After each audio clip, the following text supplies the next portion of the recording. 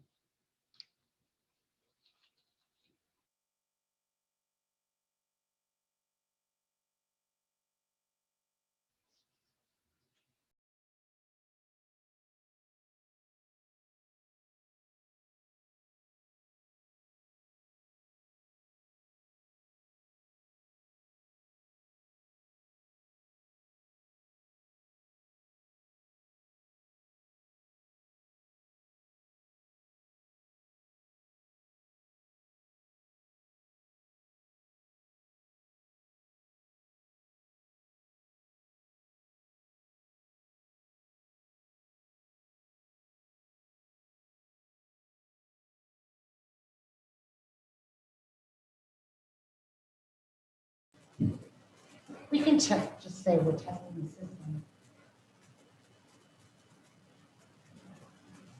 Hi, I can hear you. Hi, can everybody Sure. hear us? Hello. We're testing our system. Natalie, can you hear us? Yes. Anybody else out there, can you hear us?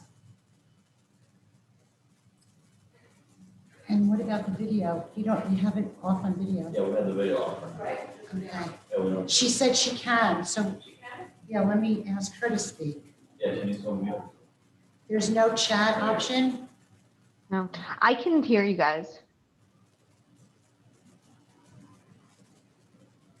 Natalie, can you hear us? Can you say something?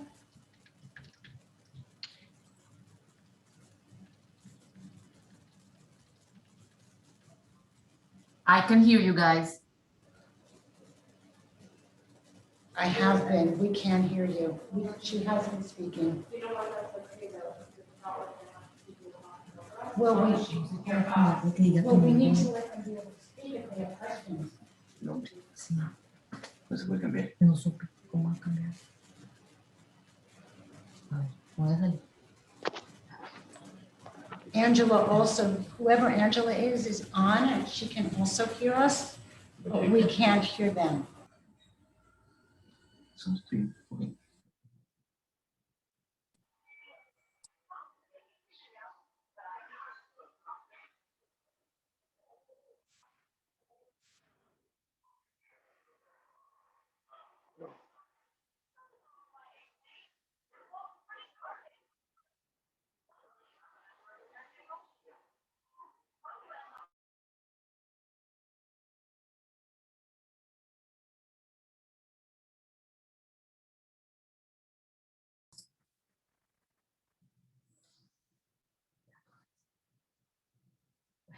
Pues saliste. Já me salí 2 veces. Otra vez me Hi. It's great, thank you. Rich?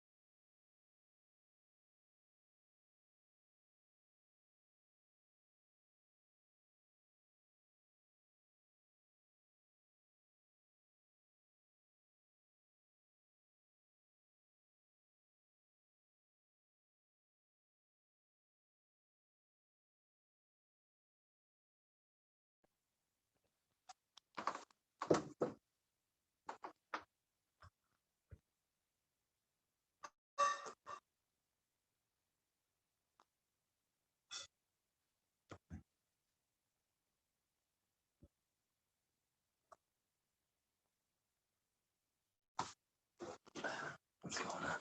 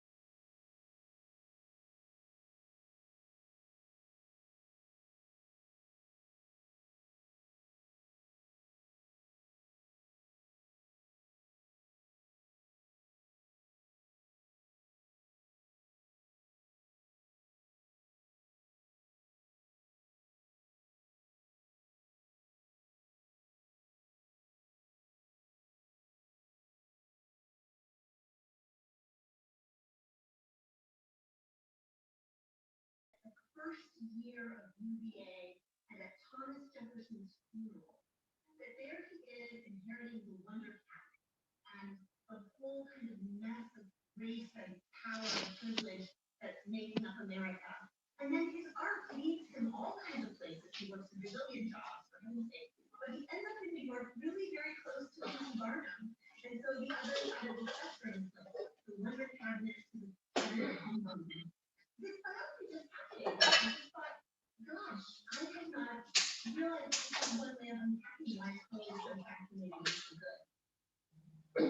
I always want to recommend that people spend a bit of their summer reading poetry. Catherine, you might want to mute yourself. I'm so fascinated by Yusuf Kunyaka's everyday Roja songs of her. Kunyaka is one of our great masters. He's been turning out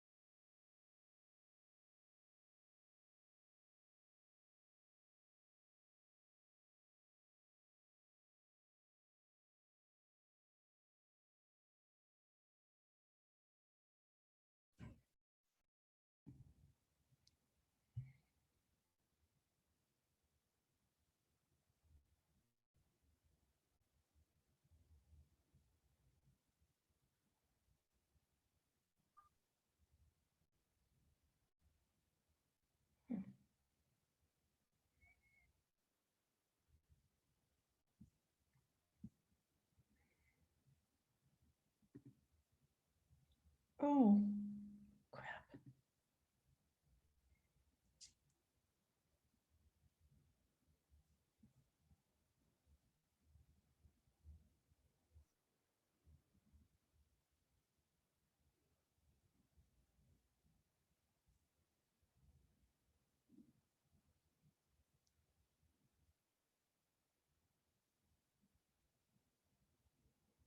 Am I the only one that's moving? I don't get it.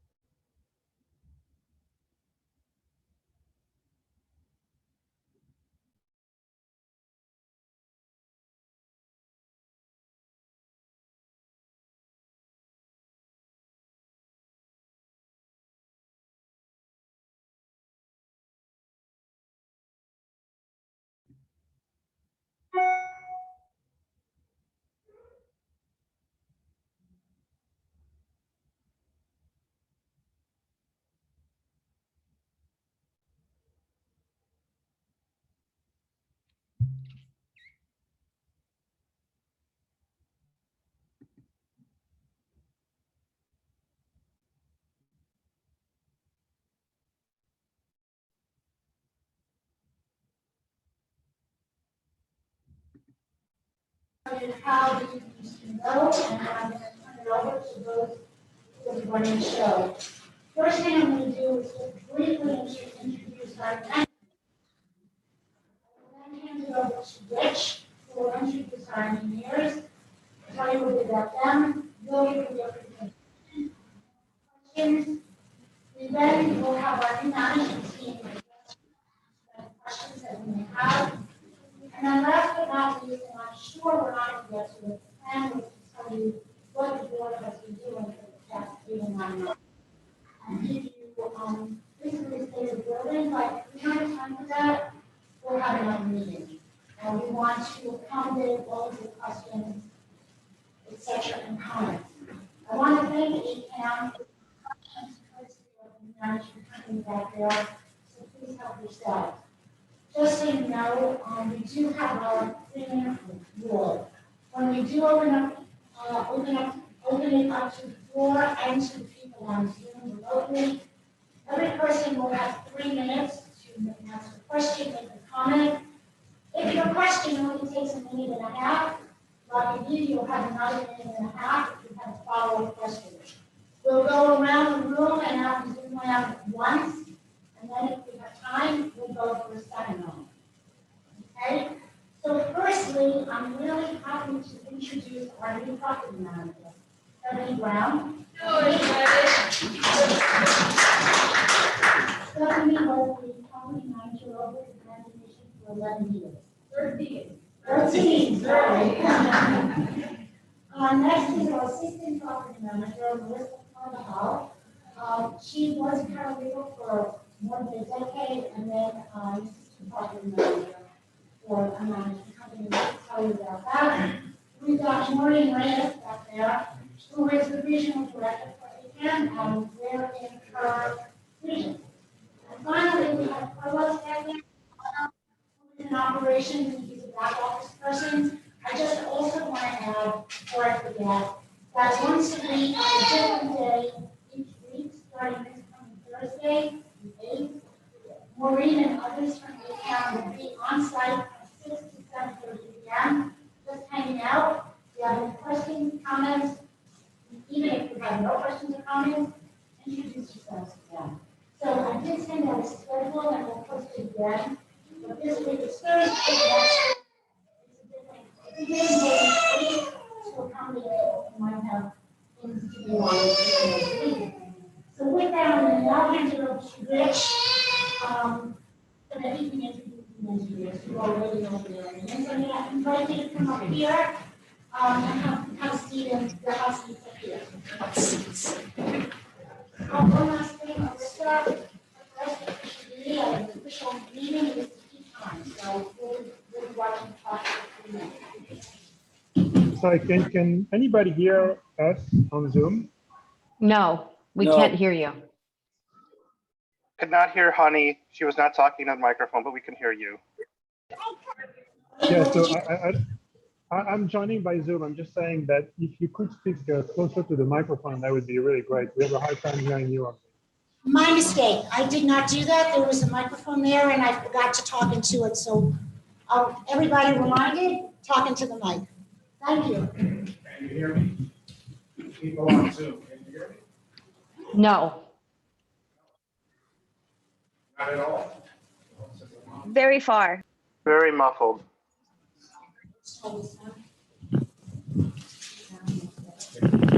Can you hear me now? Better. Yes. Yes. Yes, much better. much, Yes, much thank you. better. Okay, good.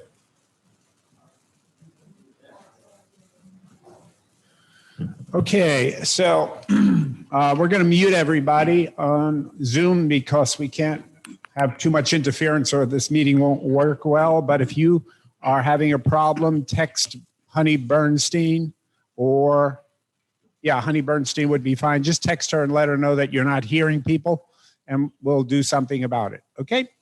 So my name is Rich Gaccione. I'm one of the board members. I've been board member now for 5 or 6 years. So I'm one of the continuity here who was here when we appointed this engineering company. And I think there's a couple of relevant points that I need to make, and then I'll turn it over to the engineering company M2E. So around 2016, we hit our 50-year mark, and we were told we had to do a 40-year review. But we said it's 50 years. And they said, well, you have done a 40-year review at your 40th year, but this thing is called a 40-year review in the law. So they'll keep calling it a 40-year review. Hopefully this clears up this confusion about why are we talking about a 50-year review when in fact it's called a 40-year review. So we at that time interviewed 3 engineering companies. There's a qualified list that the city of Miami Beach had. We picked 3 of them to interview for this assignment. All 3 of them could have done the job for different reasons. We selected M2E. We thought they would fit our personality best. The going rate quoted by all of them was 15 to 20% of the entire job, which is around the range that this came in when we finished. One of the things that I do want to point out is the 3 engineering companies that came in to look at this building at this point in 2016, when it was 50 years old, all 3 of them said this building is in pretty good shape. It doesn't need a lot of work. It's a standard kind of review. We don't expect crazy bids. We had 5 or 6 people bid on this building. They all walked through the building, and all 6 of them said the same thing. This building is in very good shape. Whoever had it for 40 years did a pretty good job, and you have a normal 10-year sort of catch-up that you're doing. So I thought I'd pass that along because we were pleased to hear that, kept the costs within range, but when we handed it over to M2E, they basically picked it up with the understanding that they didn't expect any major flaws, and I'll let them talk about that. With that as background, there was 4 people from M2E. Tanmay Kadam, he's the lead engineer and director.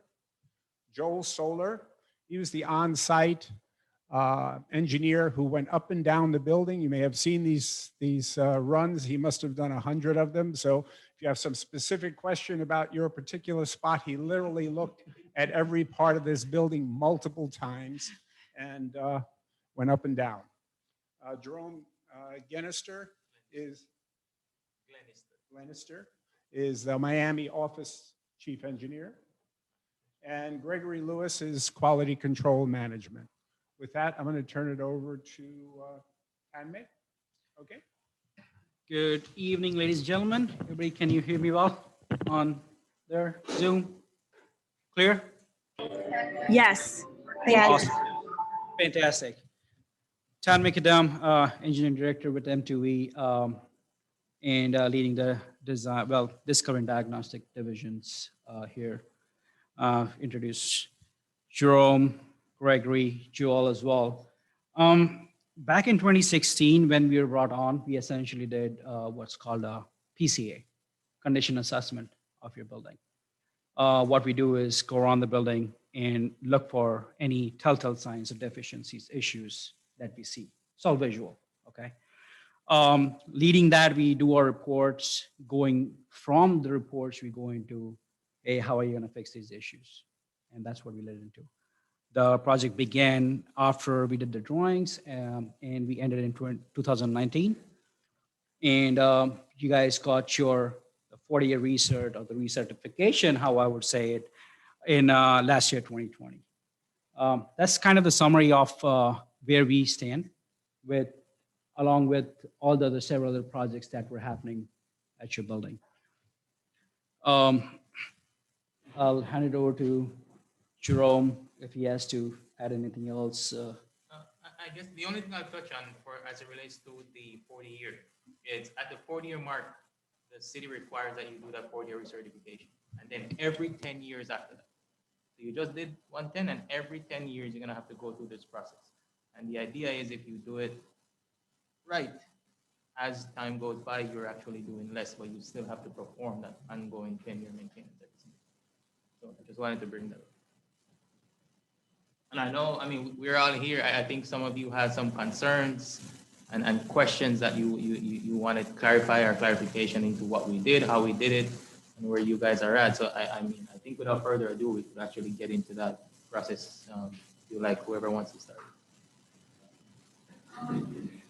Unfortunately, I'm getting text that people can't hear me, so we're gonna have to share this mic.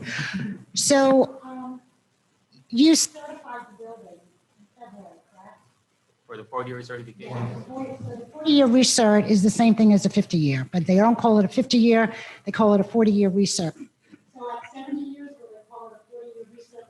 Yep, it's 40/50-year recertification, and that's gonna be the name until you get to 100 years. It's gonna be the same. Okay, so I forgot to mention in the intro, we did start a new program, and our engineers know about it and are on board with it and think it's a good idea. And that is, if you see something, say something. It doesn't matter how minimal you think it is. Put in the subject line, see something, say something. Write the description of whatever crack or other suspicious looking thing you might see. We probably won't respond, but it'll go into a bin with all the other emails we get on that topic. And when the engineers come periodically, and we hope to have them come at least quarterly, we will give them that list. Yeah, and if you can include a picture, that would be great. So with that, what I'm going to do is turn it over to you for questions. We put their report online. Some of you may have had a chance to look at it, others may not. Those who looked at it, it might have looked like gobbledygook. A lot of technical information in there. So we're going to go back and forth between people who are remote, people who are in the room. So let's start with someone in the room. If you have a question, yes. Please just state your name and your unit. Martha Lopez, Unit 309. Thank you, everyone, for the opportunity. Thank you, guys, for coming. My concern relates to my unit, and I understand you've been inspecting the building. I'm not sure you've had the opportunity to check my specific concern, because I referred it to the office management, and they told me that the engineer would come to check it out, and supposedly that happened, but I just got their wording, and I would really appreciate your confirmation, because it's a huge crack that I have on the at the entrance of my building to the right. Oh, boy. I'm just going to ask everyone, I would prefer that we keep it on the topic of just generally about the recertification. We got your email, Martha. It'll definitely go into see something, say something. They will be back during the daytime when it's not pouring out to review all of the individual concerns. But for now, I'd like to, you know, keep the questions to much more generalized Wait, but terms. is that, it was certified with a crack? Like, can you explain how it was certified if there's like cracks in apartments? Is she muted? Inside the unit. Yeah, so, you know, I put work on the exterior envelope of the building, and if there's any issues, usually the property management, I come through a couple times, Sorry, we cannot hear what you're saying at all. I mean, if you can. well, whenever the property manager informs us of any issues and miscellaneous stuff for us to look at, we will come in and take a look and offer a report, memorandum. So your particular unit, you had a crack along the interior wall. If I remember correctly, yeah, I did go in there and I provided a report to the management office for that. So people who are remote, this is our new management's first dibs at our system. So there is a way for you to raise your hand if you'd like to ask a question. We ask that you do that, and then we'll call on you. So someone out there remotely, does anyone have a question out there? Please raise your hand, and we can call on you.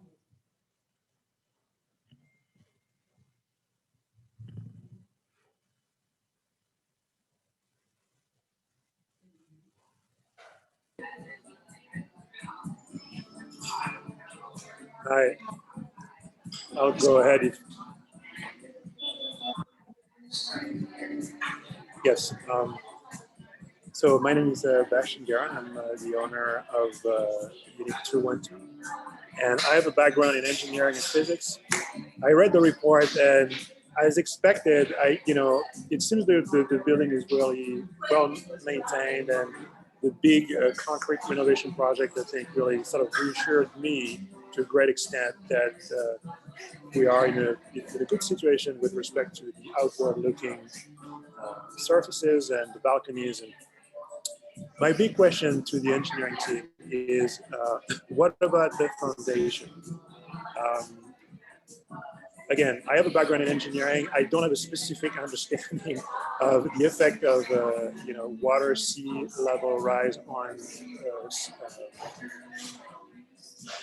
rebarred concrete foundation, but it seems to me that it would be a natural concern that there is erosion of the concrete and also rusting of the rebars.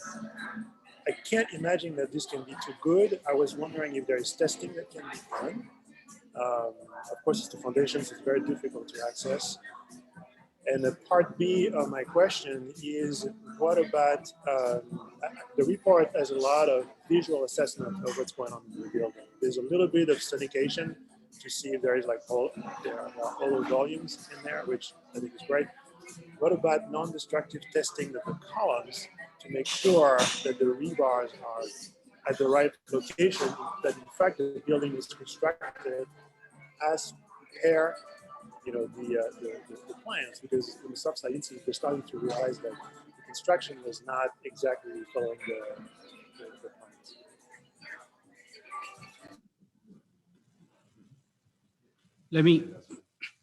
Let me answer that question, and I'll go in parts, and apologize if I didn't get everything of it, but please do repeat yourself. Answering your last question, if there can be non-destructive testing done on columns to see if it was designed per original design, how it was designed. So sure, it can be done, but that's something, where do you draw a line? How do you go around and looking at every single column of yours? I mean, there is a responsibility that PEs and contractors, they have when they design and build structures, right? We understand you guys are really, really concerned about those things. But again, what we do right now is visual assessments on those things. And we look for visual distress signs that shows that there's something wrong or there isn't something wrong. So hopefully that answered your question, this last question. Can you repeat your first question again for me, please? The foundation? Okay, sorry. Regarding foundation analysis, well, sorry, the foundation review or assessment. Again, that is something that foundations typically you would have the life expectancy far more greater. Again, your rebars start corroding and stuff like that when you have change in your weather. I mean, it's embedded into the grade. Unless something changes drastically with your soil, you don't expect that. Again, what we look for is visual signs or visual distresses. Like if settlements to happen, then you start seeing cracks in your walls and columns and things like that. So that's what we see. Right now, as we sit here, I mean, there's no way to look at your foundation and say, hey, your foundation is good, it was built for the drawing, unless you start digging around your foundation and start doing your testing on the foundation. Can I ask you a follow-up? I don't want to monopolize the time.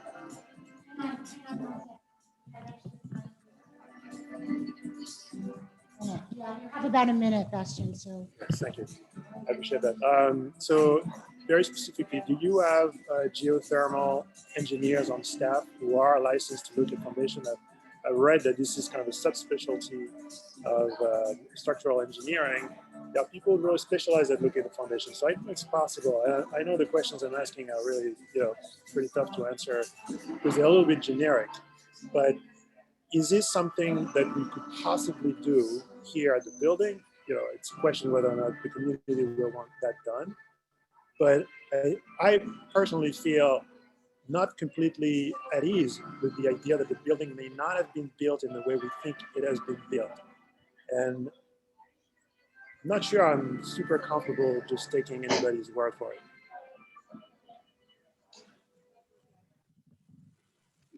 Good question about the geotechnical engineer. Yes. Well, no, we don't have somebody in the office, but yes, that is geotechnical engineers and testing labs can be brought out.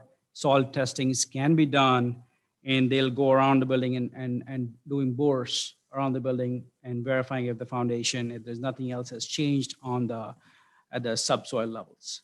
That is a possibility that can be done. Okay, thanks, Bastian. Someone here in the room, anyone have a question? Okay. Mark. Yeah, I think my question is going to be much broader. So I'm interested in hearing from you as the lead structural engineer of the building about how comfortable we as residents should feel in this building and giving us, so we're only here because something very unusual happened. For the first time that I'm aware in the United States, a building fell down. That's completely unheard of. So I'm interested in your thinking from a structural engineering point of view of how comfortable should we be? What should we be thinking about? What should we be doing? You've looked at our building from head to toe, and I followed that process, so I'm familiar with what you did. But I'd just like to hear you explain in very broad terms how we should think about this before we go into, cracks on specific walls or things like that. We've heard about a pool not being level and water.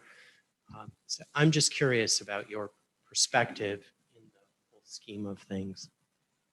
Okay, great. So this is the reason why the 40-year research or recertifications were essentially born, right?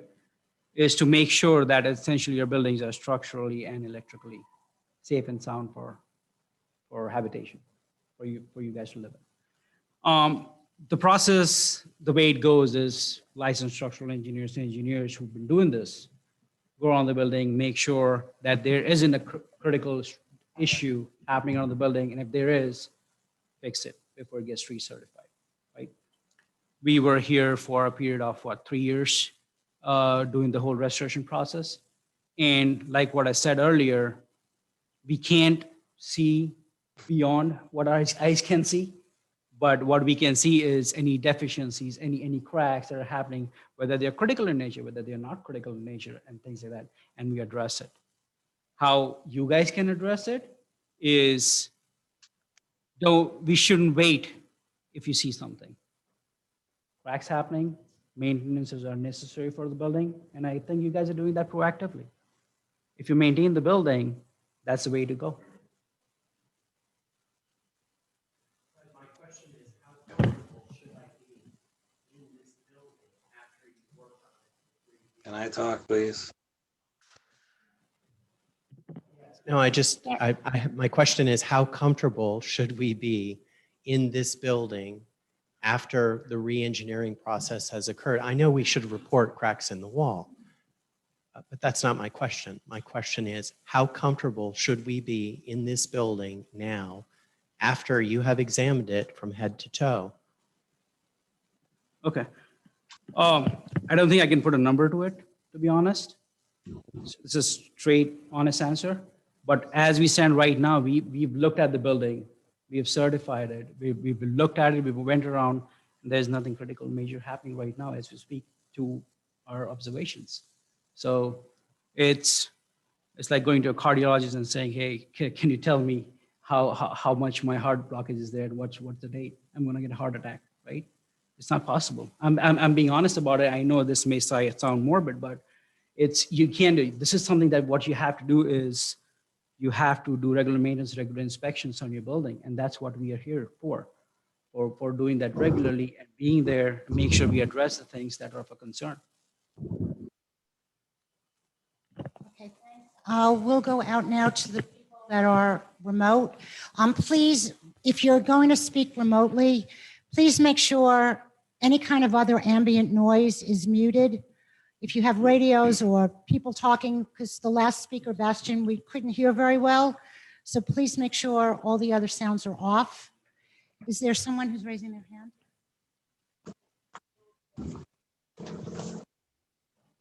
Okay. Yes, I have a question.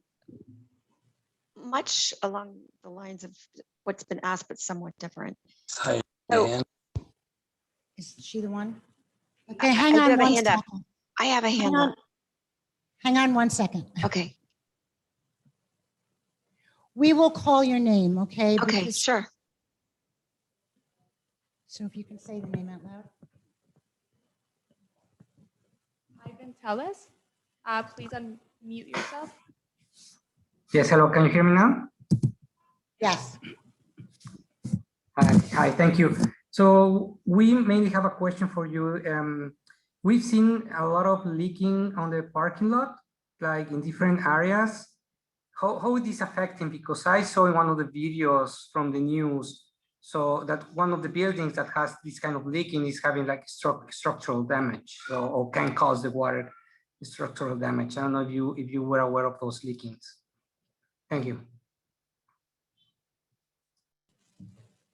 Well, I mean, we'll have to take that on a case-by-case basis, and we would investigate each leak that might occur. And, so if there's a leak in particular, we would definitely take a look at it and offer our recommendations. And also, we shouldn't compare some other building to our buildings. These are like fingerprints, and cases are different. So let's address it on a case-by-case basis, and we can have a look at it. Just send us an email, see something, say something. We'll add it to the list. Is there someone in the room now that would like to speak? Carmen?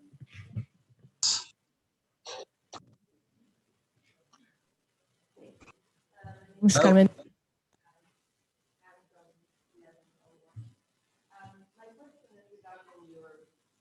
We can't hear her.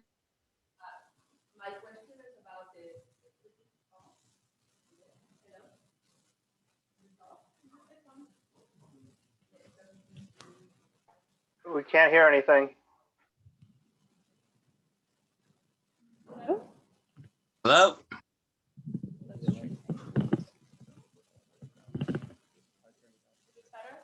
They don't want me to talk. No. Can't hear anything.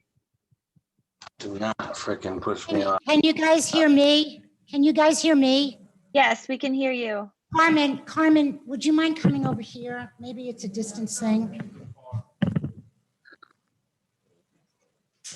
So my name is Carmen Page. I'm from 1001, and my question is regarding the 40-year you call this certification, and that would be called 50 years and 60 years and 70 years. Can I go to the city and ask for the same, and they will tell me it's okay? Correct. Then regarding your letter where you say you certify but you don't certify because you can see things behind the walls, should we be concerned about that? Like, should we do something? Should we call somebody to go and do those inspections? So let me answer that question. So regarding that particular thing, it's what we were referring to is also designs, right? We don't know if the engineer who designed it back in 65 designed it per code back then, or the contractor who built it per code back then. That's what that statement really is about. Again, if you state that calling somebody and looking for certain things, you essentially are looking at removing all your finishes on the inside of your building, gutting it down, getting a GPR scanning done, and verifying every single rebar that's in your building to see if it's done right. That is not a practical solution. For buildings that sorry, go ahead. And the certification or the fact that you go and analyze those things doesn't assure us of that? Can you repeat that question in a different way, please? You're engineers, correct? Sure. Yeah, you're Yes. people that go and investigate those things. The Yes. certifications exist for those reasons to make sure that those things are verified and checked. And if there's any concerns, you obviously have some concerns about the initial codes or initial designs or because you are not certifying those things. We don't have a concern. That's a general statement. As if we cannot see it, we cannot certify that. Just to add to that, And she's speaking to him. if something is happening in your building, the building's gonna tell you. So if anywhere you have distress, there's gonna be something. You're gonna have cracks. You're gonna have spot concrete. Your building talks to you, and when it talks to you, you have to do something. So my question would be regarding that. Are the pipes part of the certification? The 40-year recertification is only structural and electrical. That's it. There's no mechanical. It's the same thing. Nothing. So Only structural and electrical. Those are the only two requirements for the recertification. So nobody requests for the pipes to check ever. For this building, if I'm not mistaken, we did look into piping. I'm not sure which pipes, but that had nothing to do. Just burst to the second floor that caused the floor in the garage to be wet. I understand, but you're discussing two different things. The 40-year recertification is only structural components and electrical components that deal with life safety. Mechanical and plumbing has nothing to do with 40 years. So if you have an issue with your mechanical and your plumbing systems, that's a separate issue. And we have experts in our office that are mechanical and plumbing engineers that can come and take a look and look into that issue. But that has nothing to do with your 40-year recertification. Okay, so you said that the room is not you should listen. My wall, my wall, there is Is here rattling? That's water. That is No. that we'll come and take a look. Okay. So I'm just going to ask a question, if everybody will indulge me for a minute. I think what I'm hearing from residents in this building is that there's lots of issues, but two main ones that I keep hearing recurring. And if you can explain the difference between floodwater intrusion in our garage versus seawater intrusion, and if there's a difference in how that intrusion might affect the building. And number two, what happened in Surfside, the little that I know, I'm not an engineer, but is that's something that would have been visible in a 40-year recertification. Before that recertification was done, engineers would have gone in 3 years ago, 4 years ago, and seen the issues there. Is that correct or not? So I'll answer the Surfside question. We cannot opine on that. As an engineering community, as things that are still being found, still been assessed, evaluated, without knowing a lot more information about it, we can't opine on that.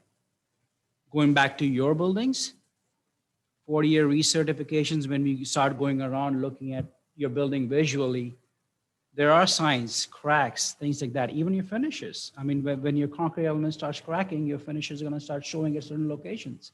That's how we see there's an issue over there, right? That's how we address those issues. And that's the reason why maintenance and inspection protocols, procedures are important for any building, right? This is us. We need maintenance, right? Same thing, buildings need maintenance. And if that's been done well, you shouldn't be concerned about.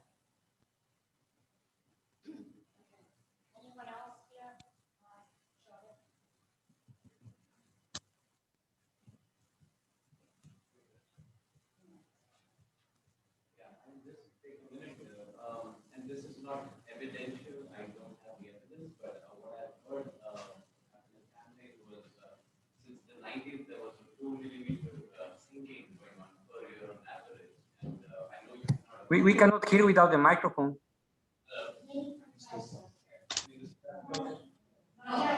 No.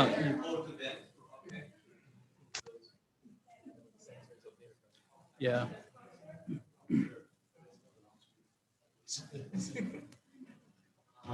Oh shit. Once. So yeah. How? No. On a serious note. So how? Is there something that we can do preventively, preemptively, or proactively to gauge something so inconspicuous? 2 millimeters for such a large building per year on average since 90s, and probably, and they kept certifying it right. I mean, even in the structural engineer interview, they said so. So I'm thinking, is there something we can do, knowing that there is something that has happened, you know, first of a kind, and not in a good way, of course. So, yeah.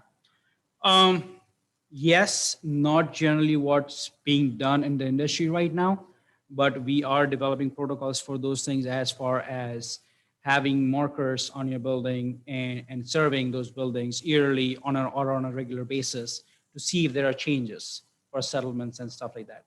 Again, 2 millimeters, yes, over a long time, that can be significant. We don't know what's happening over there. Again, like what you said, not enough data right now, not enough evidence right now, but if you do want to check those things, that can be done. Yes, surveying the building, having markers on your building and surveying the building and making sure that it's been surveyed every year. Okay, so that is something we can initiate. That is something can be initiated.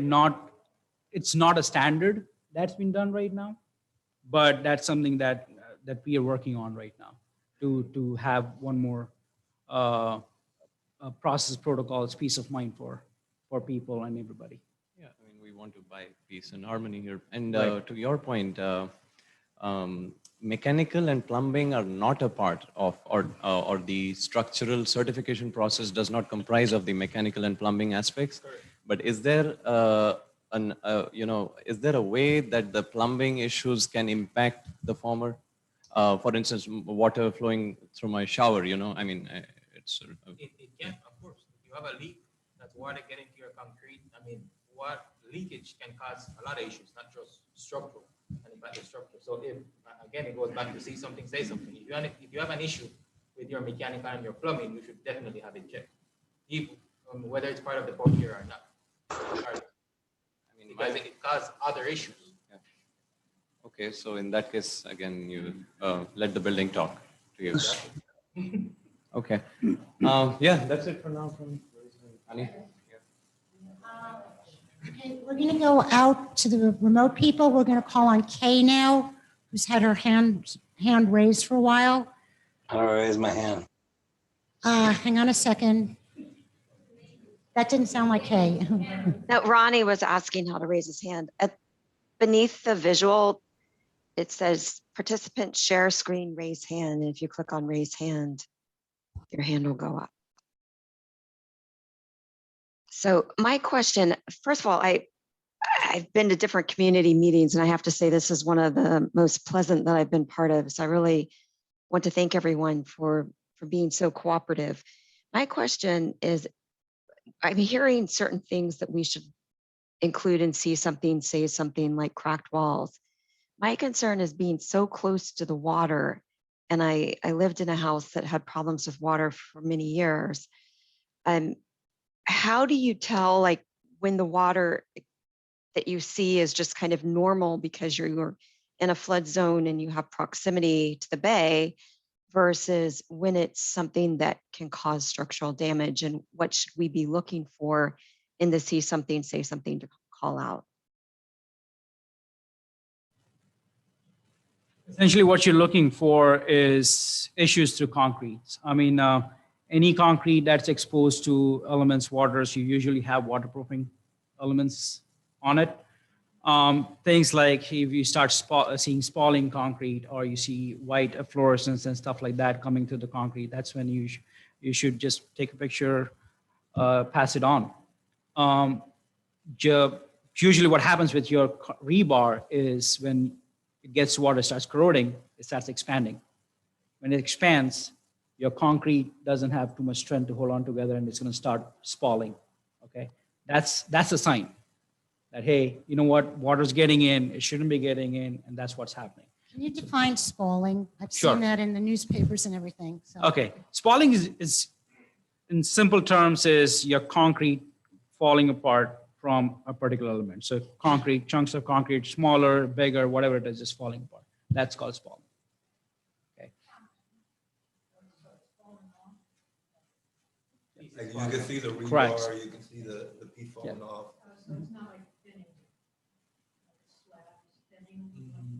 No. Kay, does that answer your question? Yes, ma'am. Okay, thank you. Anyone here in the room?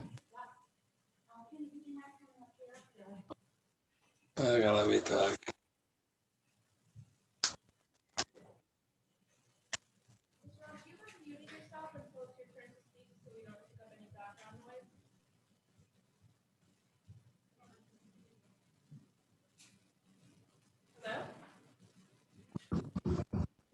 Everybody hear us?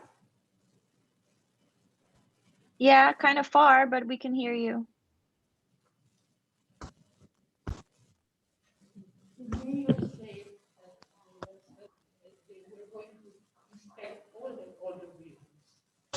We can't hear her.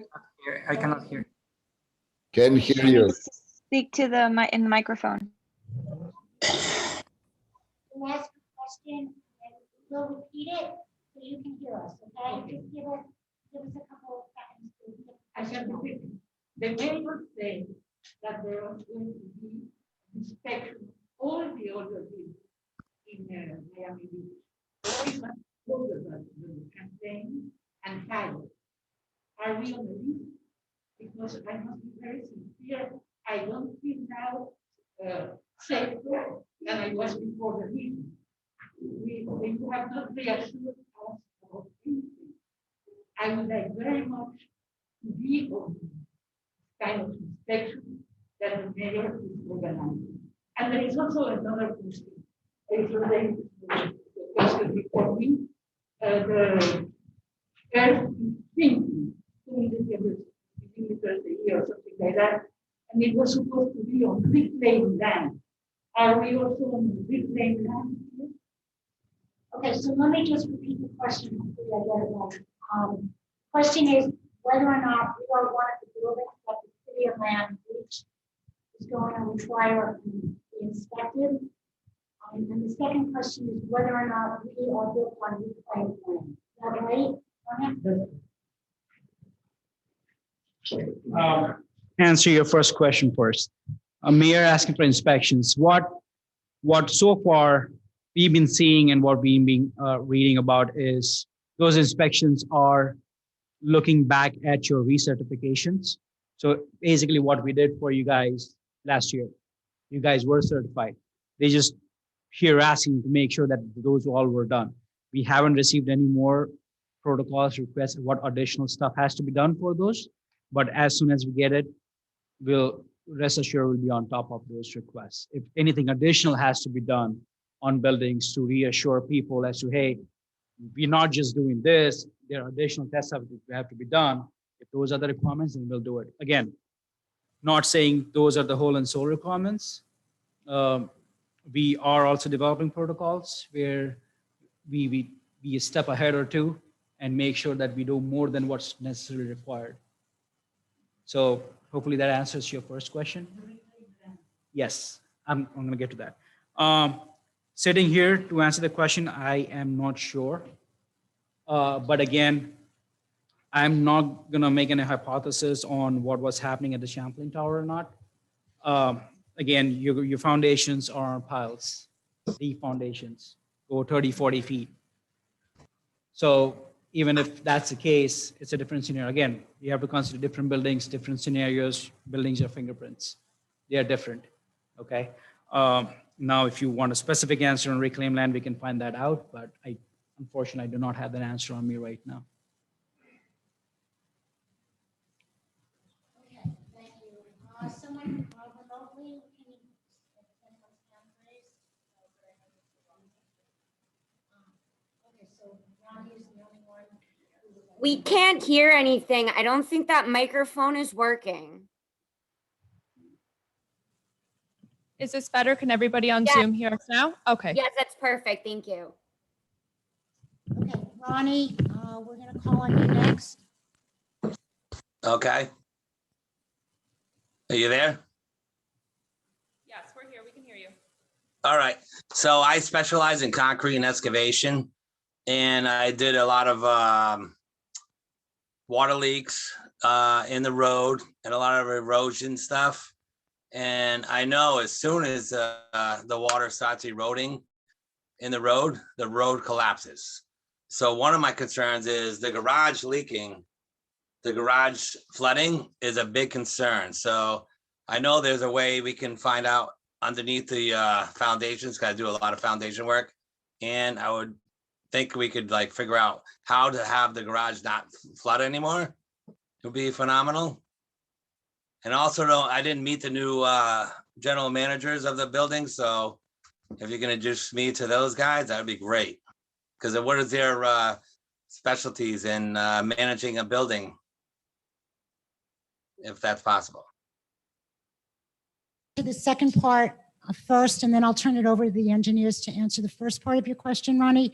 You may have come in late. Because of the interest in what our engineers have to say, we reversed the order of this meeting as we had originally intended it. I introduced the new management team, but when we're finished, we've exhausted all these questions, hopefully before 8 p.m., we'll then turn it over to the new management team. What I'd like to do is have a cutoff at 8. What time is it now? Anybody? So we have another hour and 15 minutes for the engineers. If we have more questions, we will invite them back if they agree to come back. Hopefully they will. So we'll go to 8 with the engineers, then we'll have our new management team present themselves. So if you'd like to answer the first part of this question. Ronnie, yes. Erosions can be checked, inspected, assessed. And we have certified divers in the office. If you're specifically talking about the seawall and erosions happening on that side, because that's the only location that issue can happen over here, which is on your west side. And we do have a proposal out we just sent in where we'll have your seawall inspected. And I think that's part of adding to your 4-year research too. We'll have divers dive in at that location. Usually divers look for erosions and any of those issues. Does that answer your question, Ronnie? No, actually, no, it's not the seawall. It's actually the garage flooding every time it rains a lot.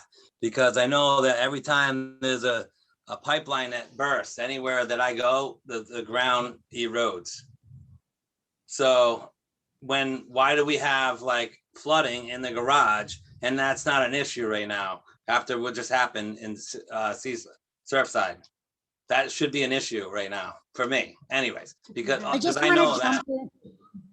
I just want to jump in and give kudos. No, you can't jump in. Hold on 1 second. Can I finish my statement? Because I know when water goes into the ground, it seeps all the sand out and it goes somewhere else.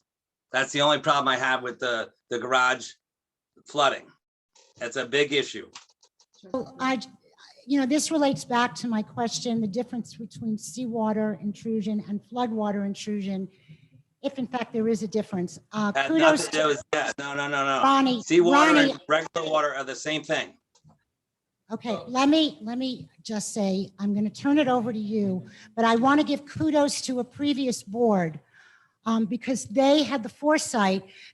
This is Miami, we flood. Hopefully with the harmonization plan that the city is planning for West Avenue, that will reduce floodwaters. In the meantime, though, previous board has invested in pumps to get rid of the flooding that we have in our garage. And so unlike some other buildings in our area who shall remain nameless, when we flood, we pump the water out immediately. But that's me as a person living here. So I now turn it over to you. You turn it over to me? I just know I've experienced a lot of damage of roads, erosion of buildings, concrete, my whole life. That's what I do for a living. So I just want to examine why we can't fix that.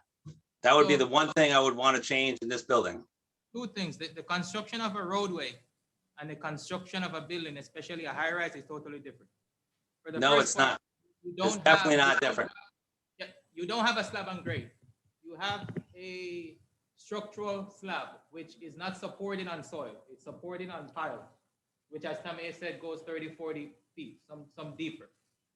So the issue you would have is if there's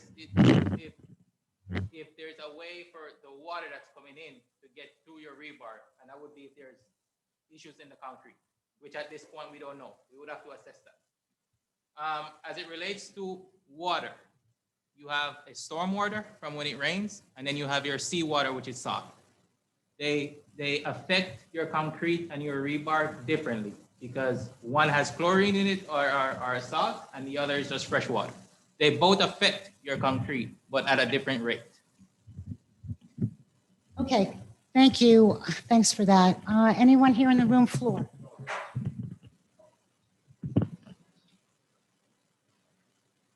Hi, I'm Flora. I live in apartment 423. Now, I'm not sure if you're aware that these three buildings share the garage. And the 1,000 building, it's constantly underwater. Would that affect us? Different buildings. We have to look at that building. It's different buildings. But it's the same garage. It's the same structure, all connected. If it's, we'll have to look at that building to see what's going on. There may be something else that's happening over there that you guys are not being affected with. Okay. So gladly look at it. Thank you. Okay, somebody on Zoom, anyone with a question out there? I have a quick question. Okay, hang on a second, Enrique. Okay, your turn. For me? Yeah, Enrique. Yes, go ahead. Enrique? Yeah. Okay. It's a question about the seawall. Do we in fact own the seawall, or is that not property of the Mondrian?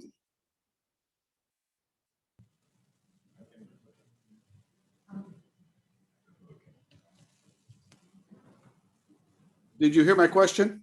Yeah, we got Yes. it. Over the last 5 years, we've investigated that multiple times, and it's been told by our lawyers and by the city that our seawall under just up to our point is owned by us. The seawall owned by the Mondrian is owned by them, and the seawall in front of the 1,000 is owned by them, by the 1,000. Any repairs that have to be done on any of these three sections have to be done by the owner of that part of the seawall. And we've gone through that multiple times and we get the same answer.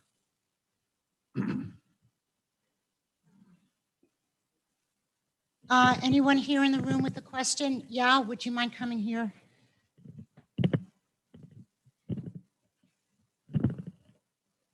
Thank you. Carla from 627. I was hoping to be a little more at peace. I'm not so much at peace, unfortunately.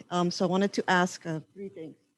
I wanted to ask, what would it take to do a little more in-depth investigating? For instance, some of the boring that was mentioned, some of the testing, the cost, maybe get an estimate of that.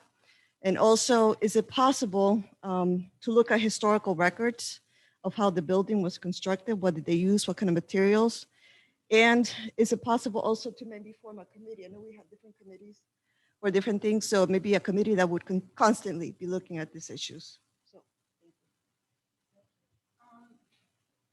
I'll just take the last part of that. We do have a Buildings and Grounds Committee already in place. Ed on the board is the liaison for that. And that's a really good point. We can add the see something, say something to their list. The rest is for you. So first question, more investigations. Yes. Sometimes it feels comfortable doing investigations on your soil. Like I know a lot of you guys have concerns about sinking, settlement, etc. Geotech engineers can be brought out here, boring can be done, and see if things haven't changed. As far as yes, absolutely. And regarding concrete, sure. I mean, we just went through the concrete restoration project, but if it feels comfortable, scanning can be done on concrete elements that are major structural elements of your building to make sure that nothing beyond the visual, what a visual observation can be done, you can see something beyond it. So yes, those things can be done. Certain more investigation things can be done. Thank you for that. Looking at historical, one more. Historical records. Yes, again, you guys, I'm positive you have the structural drawings for the building and information what it was built with. Testings can be done to see if proper strength and stuff like that was used for the elements that were built in the building. So again, hundreds of different ways of doing a lot of things, but what you should choose to do is what should be more practical solution. So yes, more testing can be done. Anyone on Zoom have a question? I have a question. Tara? Yep, from 1005. Thank you guys for taking the time today. I really appreciate it. There seems to be a lot of things that we can do to make sure the building is safe. Was just wondering, when are we going to know what the plan is? Are we going to take action with some of these things that we've discussed? Is there a timeline? Is there an urgency? How will we know what are the next steps? Well, I'm going to let you answer the second part of that. Is there an urgency? I'll answer the first part after you answer the second part. No, we just went through the restoration project for you guys. Right now, we are still here looking around the building, and unless there's something that changes, then right now you have the certification with you guys. Again, certification doesn't mean you don't do anything, like what you guys are already proactive about. If you see something, say something, there's a crack or something happens, let's fix it, let's be proactive about it. That's all we'll say. That's a really good question, Tara.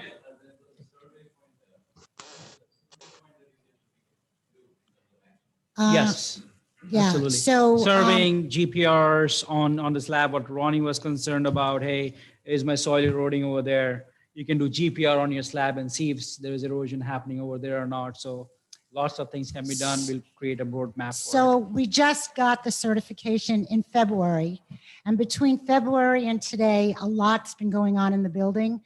We were waiting for the new management team to come on board, and we fully intend to have the new management team and the board meet with the engineers to talk about all these different kinds of surveys that we can do to ensure that the building is okay. Anyone here in the room have a question? Another second. Is everyone, before we go to the second round, hang on, before we go to the second round, Martha, I'd like to, you and then Enrique. Yes, would you mind coming here, please?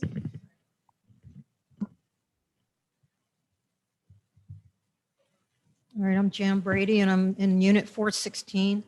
I just want to ask you a question about the pool area. Did we have any leaks when you were here, and how was it remediated? I'll defer that back to Like Joel. chlorine, chlorine going down into the garage? The question was about the pool room and the process that we did. Yeah. So we did inspect the pool room and we provided recommendations. This was during. Can't hear anything. Oh, that's a bad mic. So the question was about the pool room and the process that we did. We did inspect the pool room and we provided recommendations to the board. The pool room does have cracking and spalling, and those require repair. And the plan at the time was to do this after the concrete restoration, after the current contractor is finished, and have that as a standalone project, because it will require removing all the pool equipment and maybe setting up a temporary pump systems to keep the pool open, and having a new contractor come in and provide pricing to repair, install new waterproofing in there to protect all the surfaces. So this was basically the recommendation at the time, and we are well aware of it. So it's just a matter of when the association wants to move forward with it. And what is the warranty? Warranty for repairs is usually provided by the contractor that does the work, same as the contractor that did their work here in the building. Their warranty is typically a 5 years, and they warrant the work that they particularly do. If something happens in an area that they didn't work on, then that will be a new situation. That's why we keep records of all the as-built, of all the areas that were repaired. It will be the same in the pool room. 5 years for the concrete work. For the waterproofing is usually between 10 to 20 years warranty offered by the manufacturer. So it just depends on the products that you decide to use and the work that's done there. Okay, anybody in Zoom, out in Zoom, have a question? No, it hasn't. We just learned about this, so that's high on our list. We'll be doing that. Anyone in Zoom? I have a question.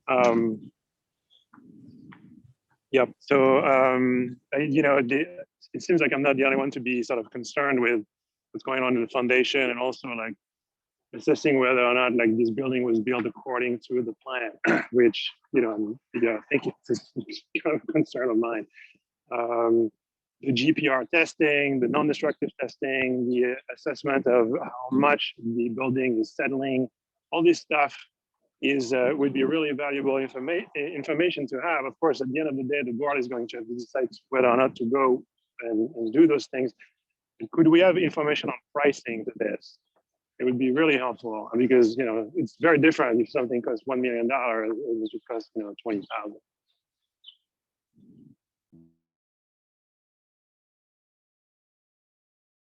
Yes, there can be pricing for that. It says you muted. We good? Okay, can you hear me? Yes. Okay. Okay, awesome. Yes, there can be pricing to that, but here's the little education part of it, right? There are usually two entities when your building's going up: your designer and your contractor, right? Your designer designs it. He says, "Hey, this is how you're supposed to build it." Your contractor's going to build it. We can check for designs if the building records show all the information in there, and we can check that, but that's just checking one aspect of it, right? The second aspect is, how did the contractor build it?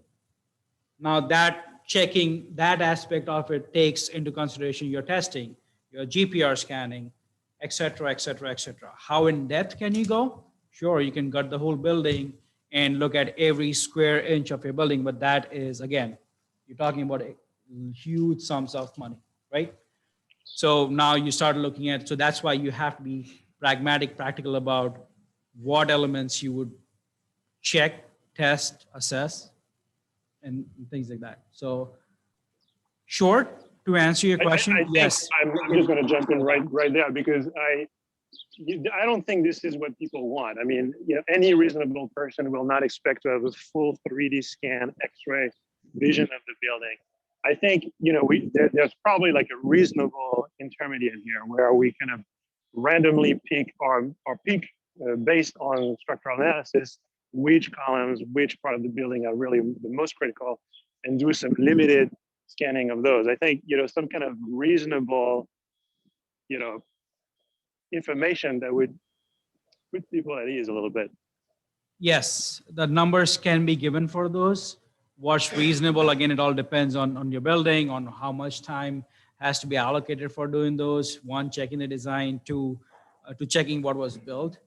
It's feasible, but numbers, we have to look at those numbers. Thank you. Anyone here in the room have a question? Enrique, can you come up here?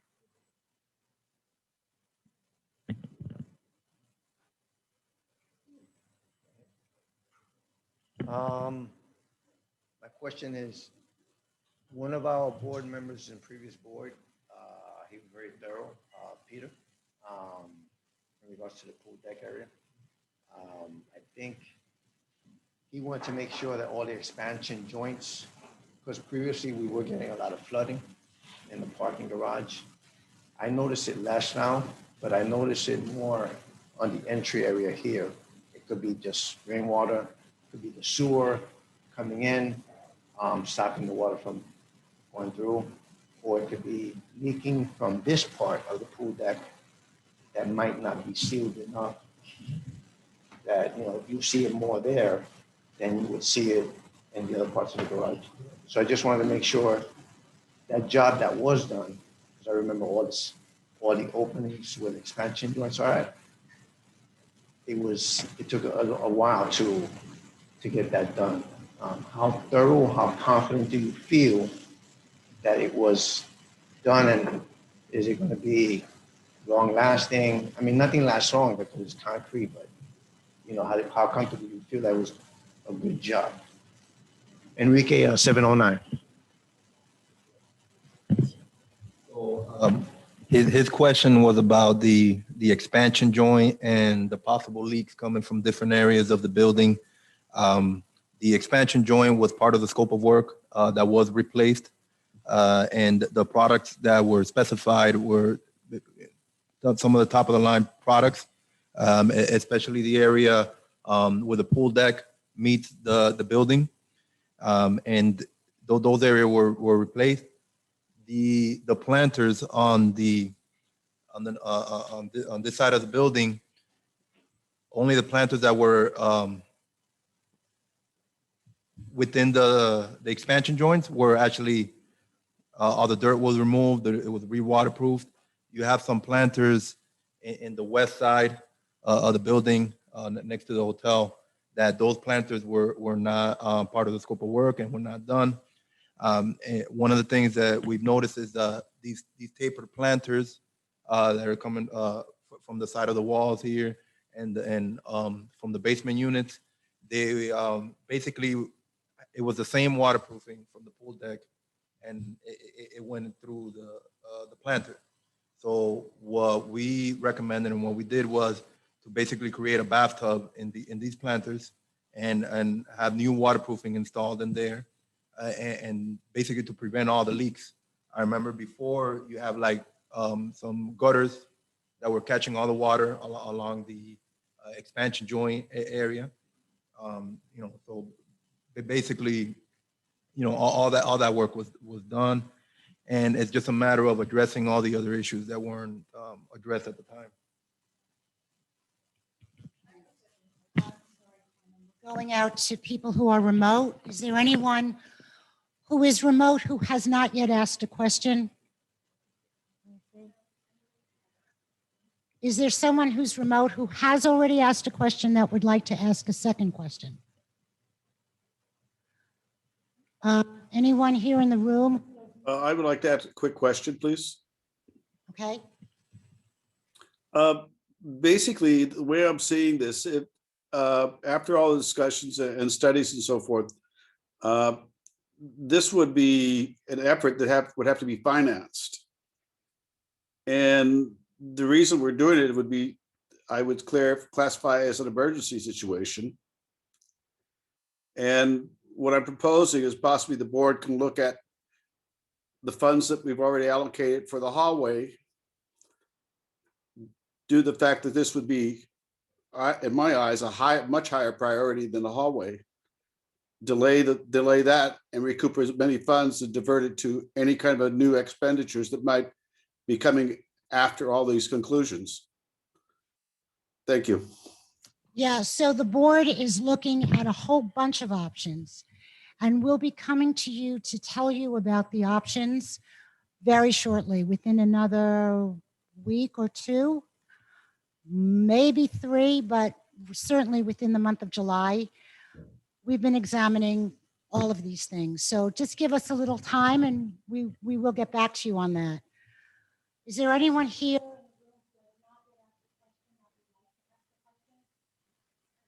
Yes. I will try to go back to Mark's question, because you mentioned like the cardiologist that you go to make your test. We went to the cardiologist, and in February, our cardiologist told us we are okay. Now our neighbor died, and we are worried that our heart is okay. You told that it's okay. Do we need to check our heart again, or we are just being, extra cautious because of what happened, and it's not something we need to do right away because we already did it?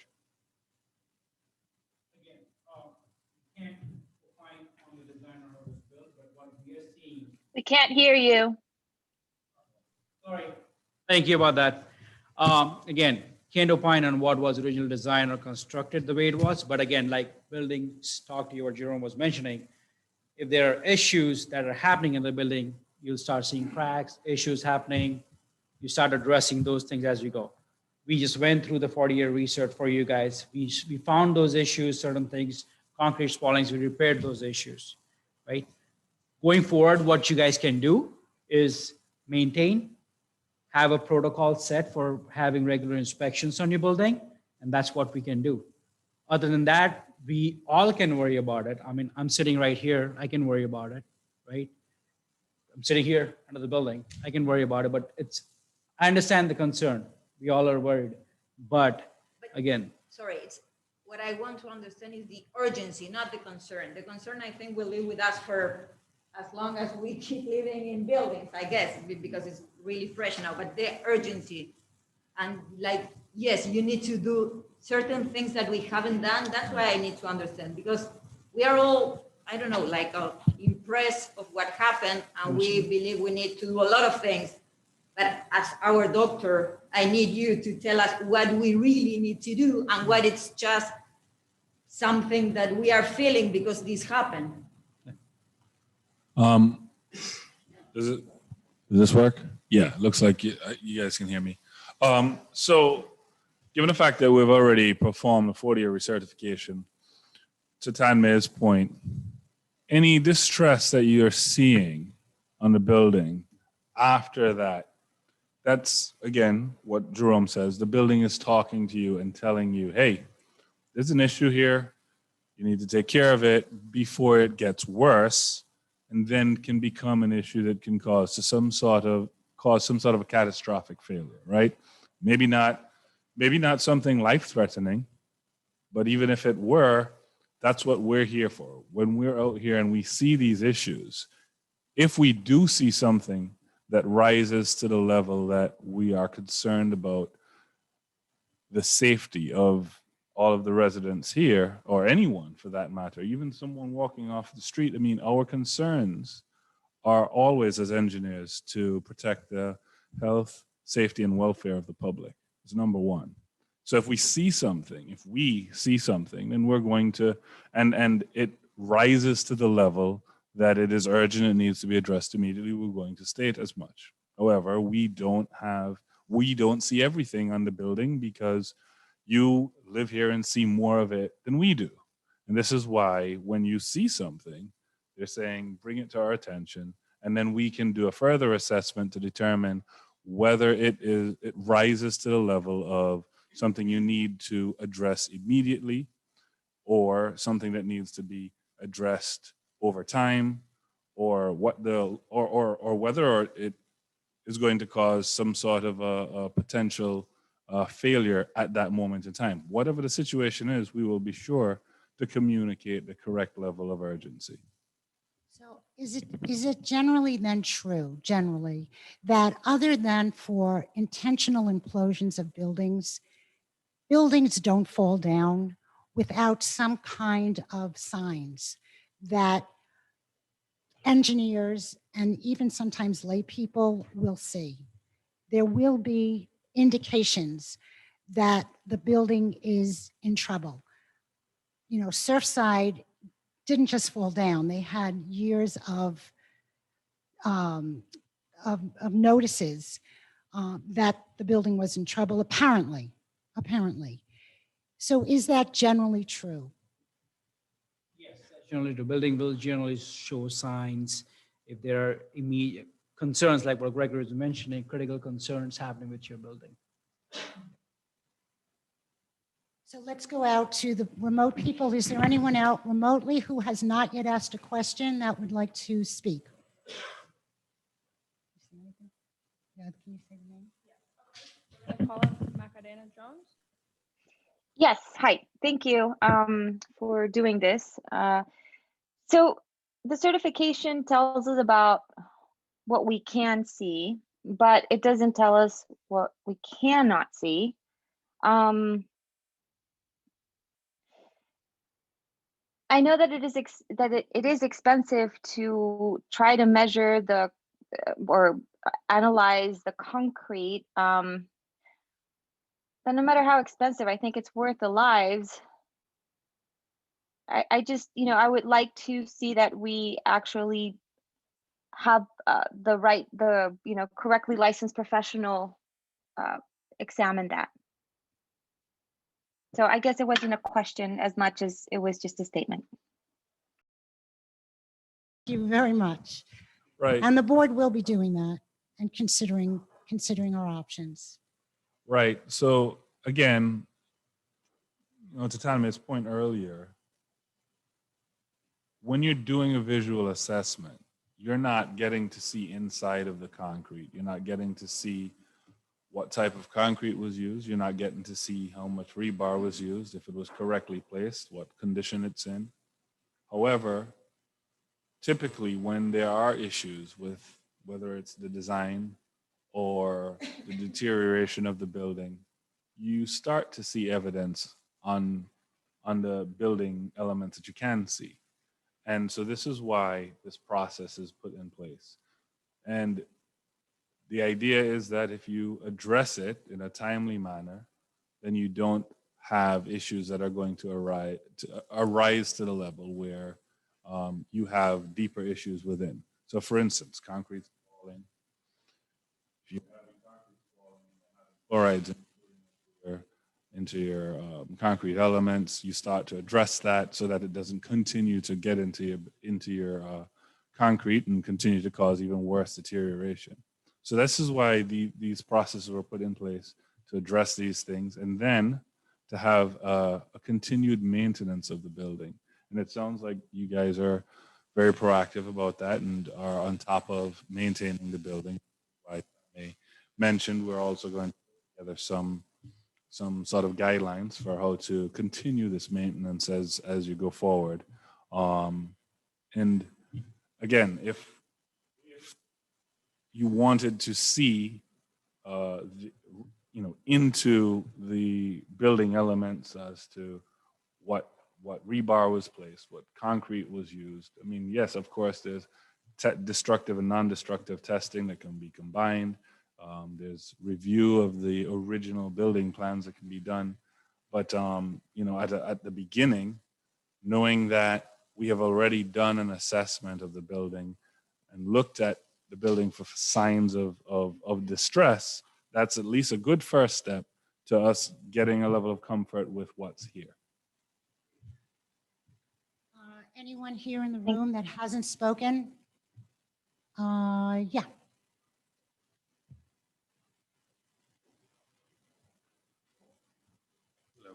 It's probably recapping what you've already said, but just a question about construction.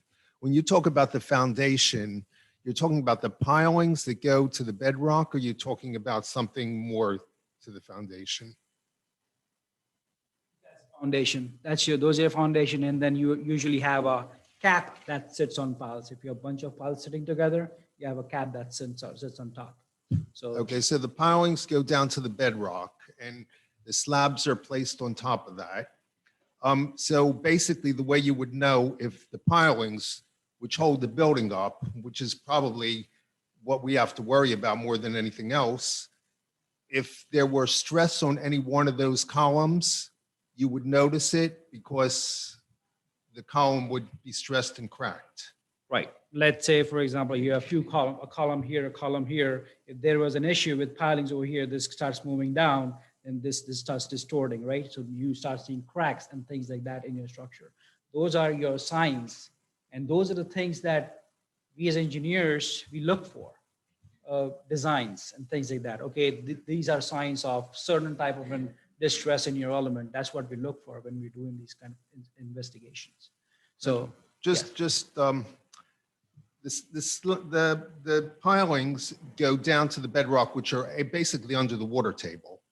And I know our garage slab raises and lowers according to the water table. So they are designed for that type of water intrusion to some degree. Yes. So I assume that that's something that doesn't need to be checked because it's supposed to last forever, or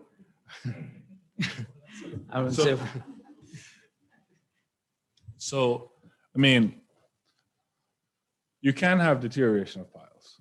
However, typically the area where you start to see deterioration of concrete elements or steel elements or any foundation elements is typically at that water line, right?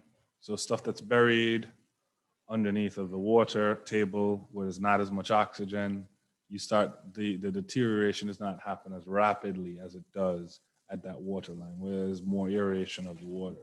Of course, you still can have chlorides intrusion and all that, but what we see, foundations typically are not the first place where you're going to have an issue.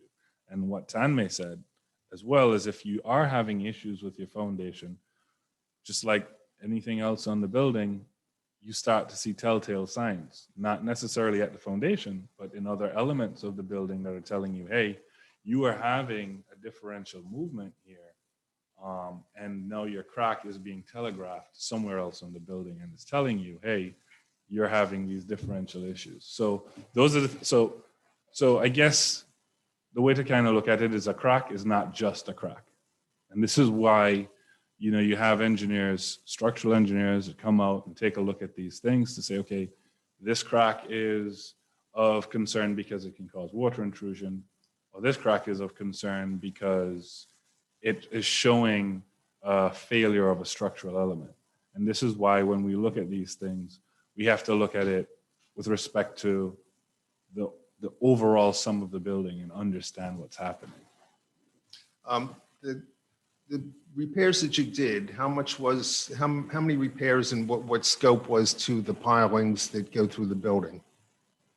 I'm sorry, could you repeat again? The pilings that hold up the building, basically, did we have any major structural issues with that? I mean, was it mostly cosmetic and cinder block issues? And water intrusion from the roof, from the walls? You go ahead. So as far as the work that was done, we did not go down deep into the piles, and there was a lot of structural issues for the columns in the garage level, where you had falling concrete coming off the column, and those are typically areas of most urgency to repair, where the contractor will have to distribute the weight that this column is taken in, and install these pipes called post shores, and they address these work. So there was a lot of columns in the garage that were repaired as such, and so that's part of the the restoration process. You know, just so you understand the process that we do, this building had 34 drops, which is 34 swing stages around the entire envelope of the building. And we typically do 4 inspections on each drop. The first, where we mark the areas, the contractor comes in and they cut these areas that we mark only. We, in a sense, have to keep the contractor in check because they would want to rip off as much as possible because they get paid more.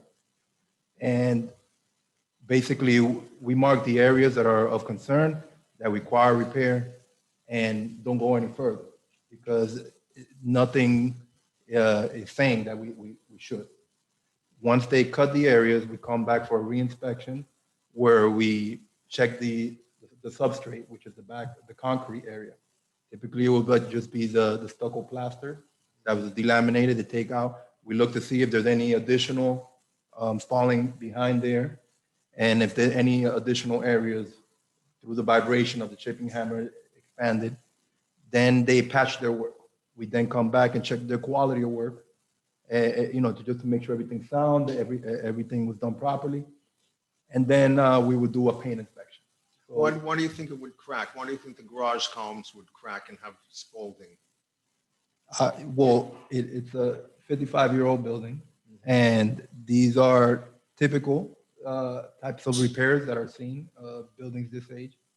And, you know, just like one of the things that it does flood, and a lot of the areas were at the bottom of the column. And as far as going deeper, you know, we will usually see signs of distress along the pavement around the column that will indicate, hey, we have to go down. And there was nothing that really caught our attention that required that. Thank you. So it's 7:26. There are 2 people that are remote that have questions, and then we'll come here. So like I said, we're going to end at 8. If we need to bring the engineers are definitely coming back, but if you'd like to have another community meeting with question and answer, we can do that again. So we will now go remote. Who is it? Who's the lucky questioner? Mr. Tellis, this is your second question. Okay. Can you hear us? Hello? Who you are? Can I ask my question? Yes, go ahead. So my question is, so some of the answers you gave, engineer, was we don't know what was done in 1965. Is there any way we can reach out to the original company who planned this building in order to ask those questions? What kind of concrete they use?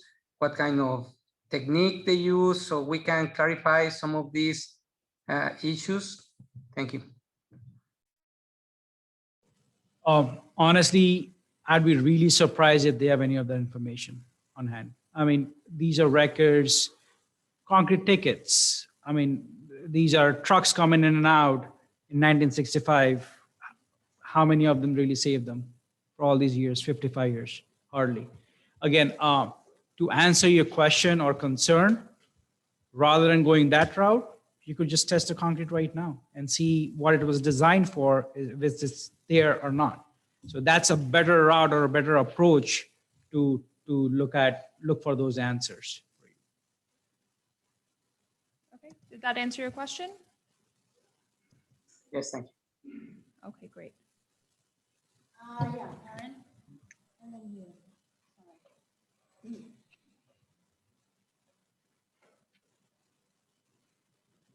Hi, Aaron, Unit 206. I just want to know if you would move your family into this building tomorrow.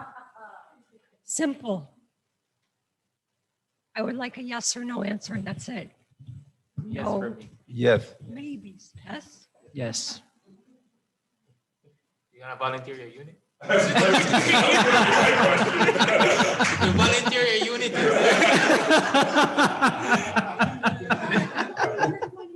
No, we have. Oh, yes. Yes. It would be nice to have an engineer in house. So, I was hoping that was an invitation. Christian, who is out in Zoom land. Kristen. Hi. Hi, this is Christian Davino from 504. First, thanks everybody for organizing this.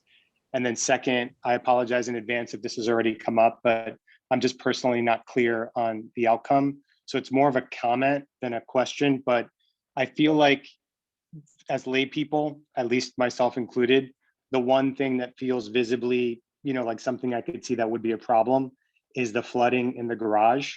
So as we're thinking about next steps and what goes onto that agenda and what we're willing to test or what we're willing to look at a little bit more closely, I just ask that if that's going to be on the list or not going to be on the list, that we're clear about why we think it's not an issue, and that's not compromising the integrity of the building. And if it is something we want to further examine, just very clear options on how we're going to go about it. And again, I feel like this has been discussed a lot, but it's more of a comment than a question. Thank you. Everything is on the list. Yes, you had a question.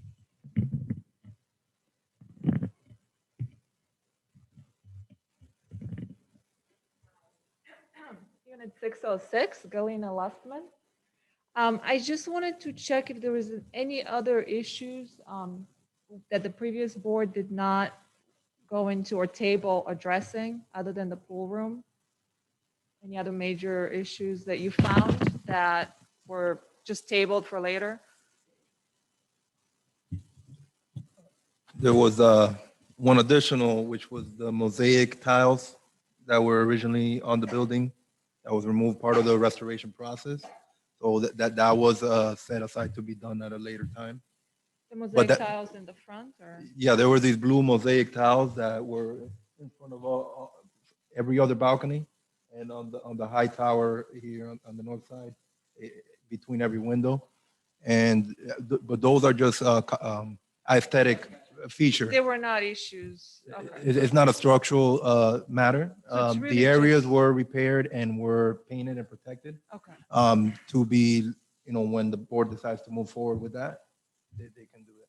So just the pool room is the major. The pool room and the seawall And the investigation. seawall. Okay. Yes, we all have a proposal in for the seawall to Perfect. investigate Okay, that. thank you. Thank you very much. What about the stairs that they might have fine from the city? Was that part of the 50-year or 40 years? The stairwells were not part of the 40-year scope of work. Anyone remotely? Is there anyone? Okay. Yeah. Alejandro.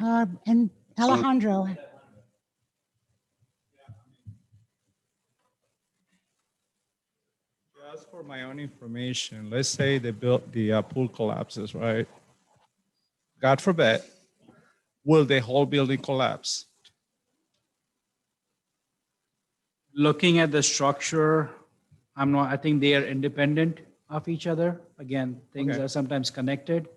Well, how is our case here in the building? Is it Uh, connected or is it a different structure? I'll have to look at it. I'll be Right. honest. Again, Because I would complicated really, systems. I would love to know that because that way I have, more peace of mind. Right, and I don't believe any of the restoration items remaining in pool are critical of that nature. Or if not, there's already a plan to address that. And we'll be in touch, obviously, to start fixing those issues. Right, thank you. Thanks. Yeah, let me just see if there's anyone out who is remote that would like to ask a question. I have one quick question, please. Yes, Enrique, go ahead. I'd like to follow up on the seawall. Answer a couple questions for me. Since we declared that it was our property, was it included in our 40-year certification? A, and B, what does it talk about looking at the seawall, and how does can you explain those two things for me? Thank you. So the question about the seawall, was it part of the scope of work? The only part of the seawall that's part of the scope of work was the interior portion of the seawall. And there was a lot of areas that was, basically the walls was practically almost falling down. the seawall you have is 22 inches wide, and the interior wall, all the areas that required repair were addressed. As far as the west side of the wall, the sea side, this area was not part of the scope of work, and it's basically what we're trying to address at this time. Okay, someone in the room? Yes.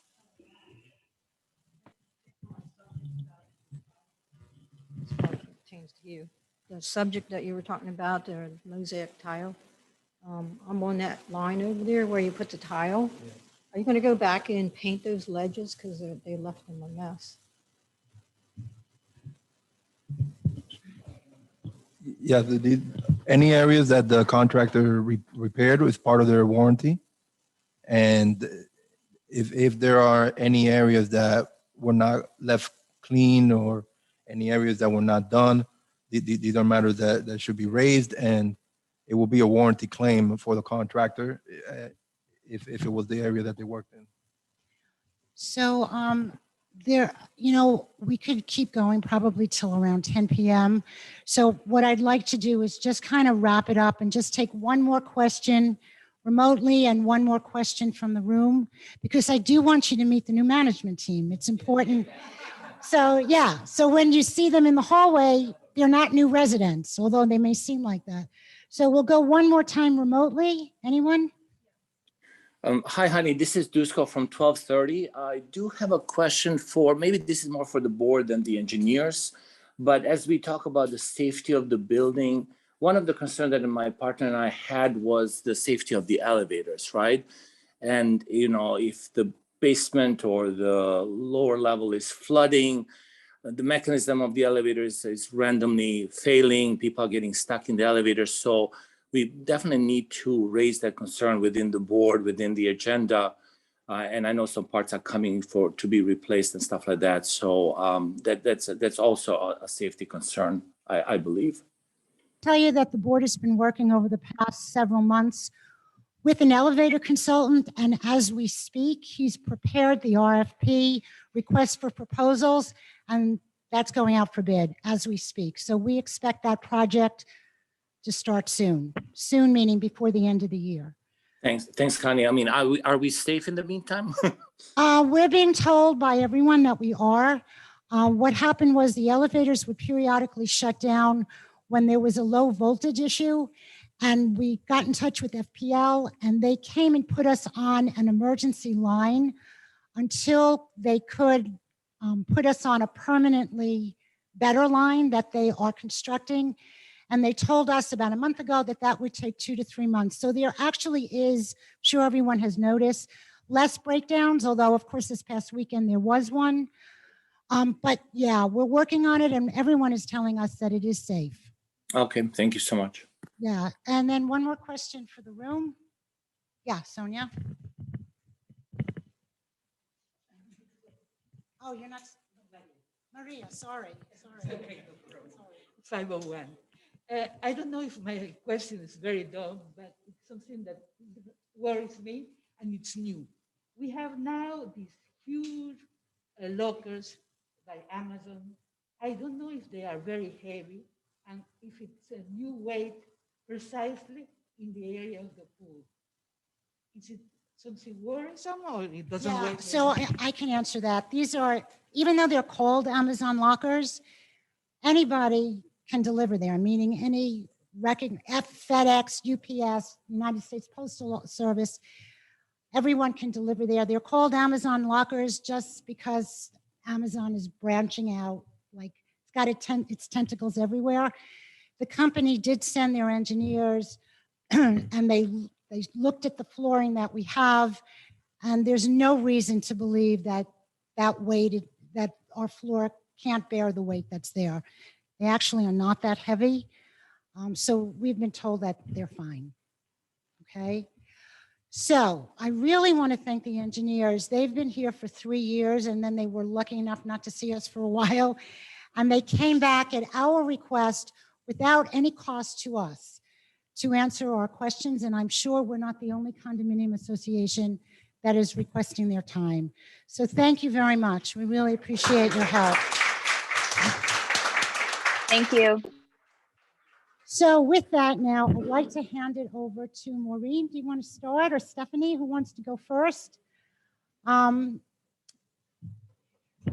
So far, so good. It's been 3 days, so we appreciate it.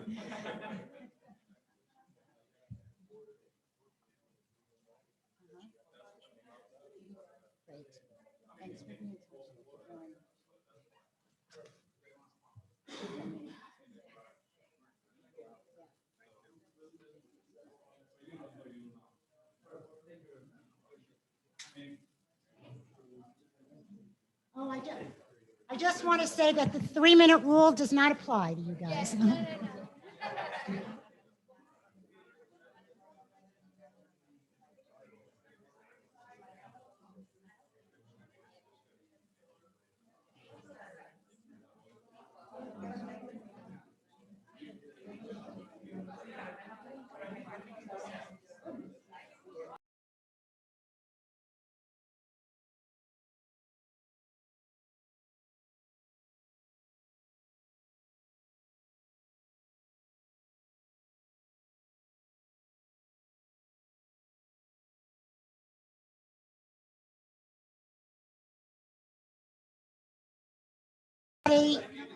Listen, we could take a break, but this will be done really shortly. So let's just give the new management team some quiet, please. Larry and Floor. Hey, just another few minutes and we'll be out of here. Yes, so first of all, good evening, everyone. My name is Maureen Reyes. I'm the regional director. I oversee several properties here in the Miami Beach area, in Edgewater, and just a few up north by our corporate office. ACAM has been in business for 25 plus years, and I'm happy to be of service. I have a wonderful team that will be at an on-site level, and I want to thank obviously the board for the opportunity. I'm not going to take too much long of your time. There's a good wine and some food that you can enjoy, and obviously we'll get to see all of you more frequent. I'm here in property at least once a week, especially during transitions at minimum, because we've been here more. But I want to thank the board, and we're happy to be of service to you. Thank you. She's a hard act to follow. My name is Stephanie Brown, and I'm really thankful to be here. I've been a property manager for a long time, over 30 years. I've worked closely with M2E at other properties that I managed. And as Honey mentioned earlier, I managed one property for 13 years, which is across the bridge from us, the Grand Venetian. So I'm looking forward to being of great service to you, and we're pushing hard to show you the change soon. And thank you for the opportunity.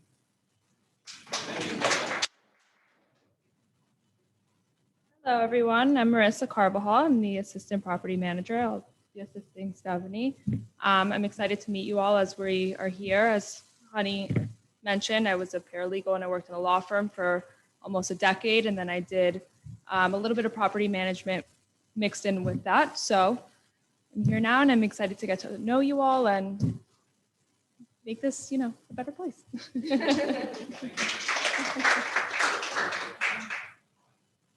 Good evening, everyone. My name is Carlos. I've been with ACAM for about 2.5 years now. Before that, I worked in hotels for about 13 years. And I work with the transitions team. So I'm here to make the transition from one company to the other one as smooth as possible. And I'm here to help the whole team and you guys. All right. So I just want to say that on July 8th, which is Thursday, the 13th, the 21st, and the 26th, this team and others from ACAM will be on site from 6 to 7:30. I don't know if we'll set up a table out there or here. Introduce yourselves, come and ask them any questions you may have. We're really, really excited about the change. We completely vetted everyone. They came with great recommendations. Already the board has been meeting with them and hearing some of their ideas. Communication is a really big factor for them. So we hope that your emails and phone calls will be answered more promptly. We wish them good luck. Yay. Thank you. Thank you, everybody. The meeting was really civil. We appreciate that, considering it's our first time meeting with them.